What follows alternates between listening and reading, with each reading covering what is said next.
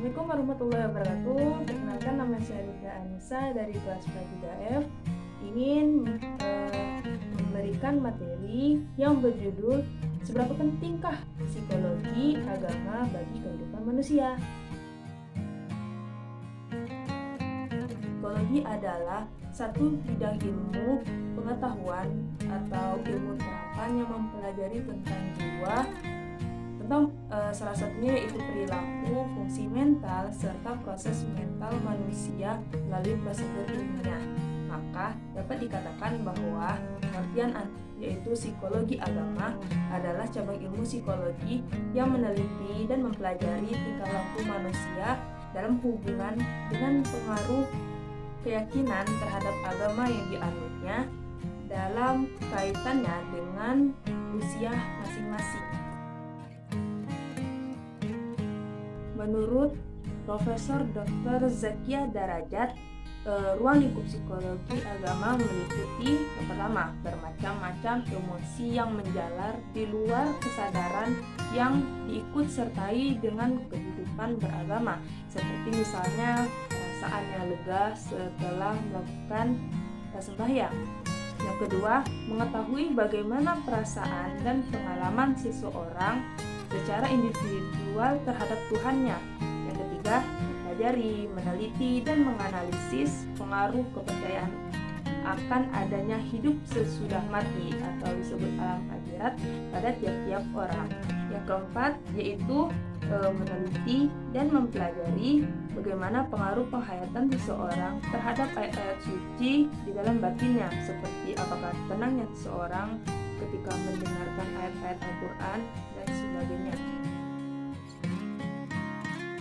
Dalam perkembangan ilmu jiwa, agama atau psikologi agama itu sendiri, akhir-akhir ini terasa betapa erat hubungan antara agama dengan psikologi, juga dengan kesehatan mental. Karena pada diri seseorang itu hidup beragama terlihat sangat tentram batinnya dan sikapnya pun selalu tenang, tidak merasa gelisah ataupun cemas, perbuatannya pun tidak menyusahkan orang lain dan tidak merasakan kesengsaraan dalam hidupnya.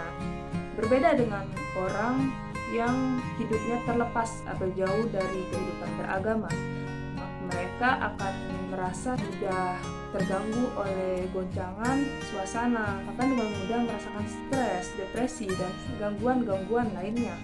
Fungsi agama dalam kehidupan manusia, yang pertama yaitu memberi bimbingan dalam hidup, lalu menolong dan menghadapi kesukaran, lalu penawar bagi tekanan jiwa, ketentraman batin, dan yang terakhir yaitu menciptakan kebahagiaan dan kemaslahatan di dalam diri manusia itu sendiri. Dapat kita ketahui bahwa psikologi agama sangatlah penting dalam kehidupan manusia. Tetapi bagaimana tanggapan anak milenial terhadap psikologi agama itu sendiri? Kita lihat cuplikan ini.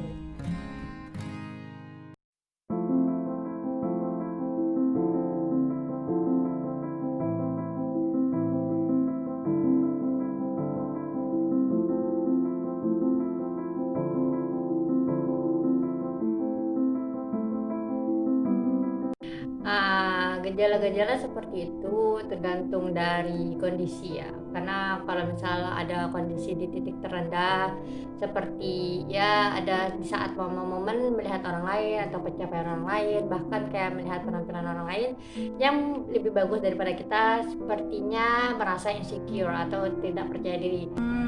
Tidak juga sih, menurut saya tidak terlalu mudah stres atau tidak memiliki gangguan mental atau yang lain. Sebelumnya nggak pernah dengar yang namanya psikologi agama, yang palingan cuma dengar psikologi kesehatan sama psikologi kejiwaan. Untuk sebelumnya sih belum pernah, baru kali ini tahu tentang psikologi agama. It's really important thing, itu sangat-sangat yang penting. Baru tahu sekarang.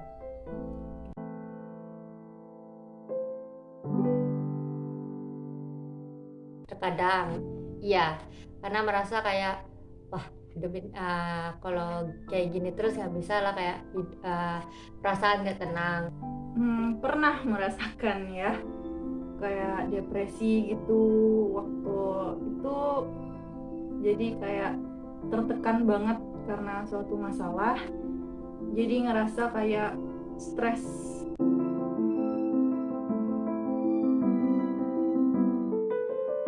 Psikologi agama itu penting bagi kehidupan kita, karena di hidup ini kita mungkin ngerasa cocok nggak cocok untuk konsultasi mengenai kehidupan. Kadang banyak banget yang kalau kita konsultasi toxic positivity, mereka kayak pasti lu kayak cobaan lu nggak seberapa, tapi kita butuh orang yang berkonsultasi yang memberikan solusi dalam hidup kita. Jadi menurut saya psikologi agama itu penting.